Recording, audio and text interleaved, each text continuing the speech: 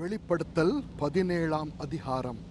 7 கலசங்களுடைய அந்த 7 தூதரில் ஒருவன் வந்து என்னோடே பேசி, நீ வா, திரளான தண்ணீர்கள் மேல் உட்கார்ந்திருக்கிற மகா வேசியோடைய பூமியின் ராஜாக்கள் வேசித்தனம் பண்ணினார்களே, அவளுடைய வேசித்தனமாகிய மதுவால் பூமியின் குடிகளும் வெறி கொண்டிருந்தார்களே, அவளுக்கு வருகிற ஆக்கினையை உனக்கு காண்பிப்பேன் என்று சொல்லி ஆவிக்குள் என்னை வனாந்தரத்திற்கு கொண்டு போனான்.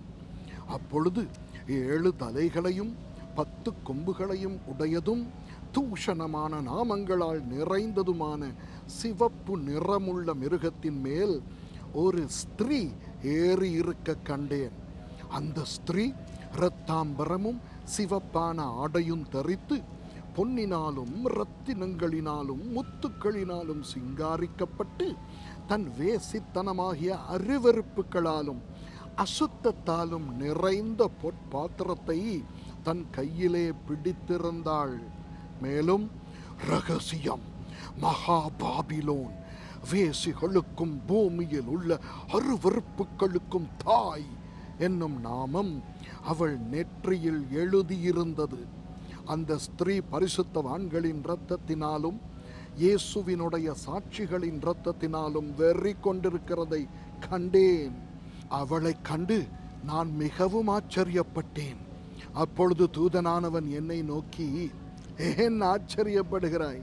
இந்த ஸ்திரீயினுடைய ரகசியத்தையும் 7 தலைகளையும் 10 கொம்புகளையும் உடையதாய் இவளை சுமக்கிற மிருகத்தினுடைய ரகசியத்தையும் உனக்கு சொல்லுகிறேன். நீ கண்ட மிருகம் முன்னே இருந்தது, இப்பொழுது இல்லை.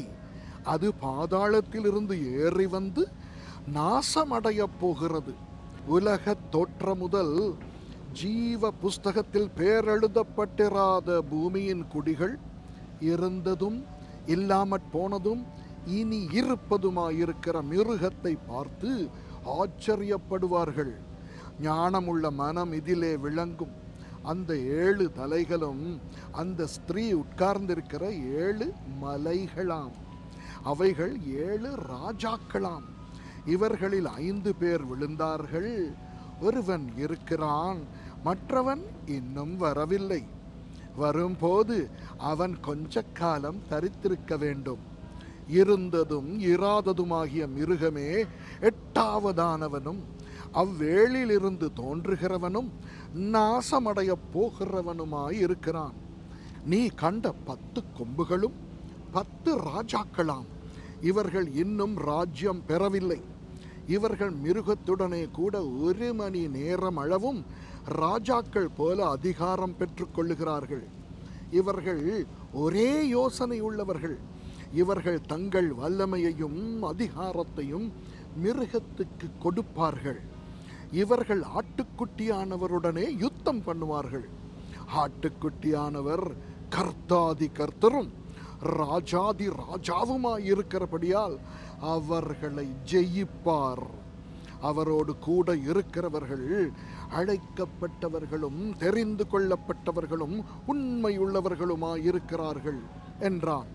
பின்னும் அவன் என்னை நோக்கி, அந்த வேசி உட்கார்ந்திருக்கிற தண்ணீர்களை கண்டாயே, அவைகள் ஜனங்களும் கூட்டங்களும் ஜாதிகளும் பாஷைக்காரருமாம். நீ மிருகத்தின் மேல் கண்ட 10 கொம்புகளானவர்கள் அந்த வேசியை பகைத்து அவளை பாழும் நிர்வாணமுமாக்கி அவளுடைய மாம்சத்தை பட்சித்து அவளை நெருப்பினால் சுட்டெரித்து போடுவார்கள். தேவன் தம்முடைய வார்த்தைகள் நிறைவேறும் அளவும் அவர்கள் தமது யோசனையை நிறைவேற்றுகிறதற்கும் ஒரே யோசனை உள்ளவர்களாயிருந்து தங்கள் ராஜ்யத்தை மிருகத்துக்கு கொடுக்கிறதற்கும் அவர்களுடைய இருதயங்களை ஏவினார். நீ கண்ட ஸ்திரீயானவள் பூமியின் ராஜாக்கள் மேல் ராஜ்யபாரம் பண்ணுகிற மகாநகரமேயாம் என்றான். ஆமேன்.